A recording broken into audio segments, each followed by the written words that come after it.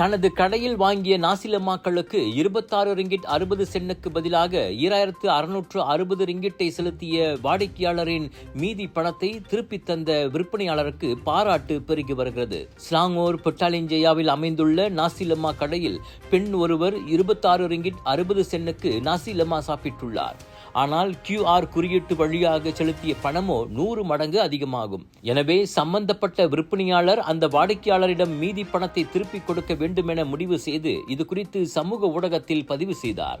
CCTV படக்கருவியின் ஸ்கிரீன்ஷாட்டையும் பகிர்ந்து அந்த வாடிக்கையாளரை தேடி கண்டுபிடிக்க உதவி கேட்ட நிலையில் அவர் அடையாளம் காணப்பட்டார். சம்பந்தப்பட்ட வாடிக்கையாளரிடம் அந்த உணவக விற்பனையாளர் மீதி பணத்தை வழங்கியதையும் சமூக ஊடகத்தின் வாயிலாக உறுதிப்படுத்தினார்.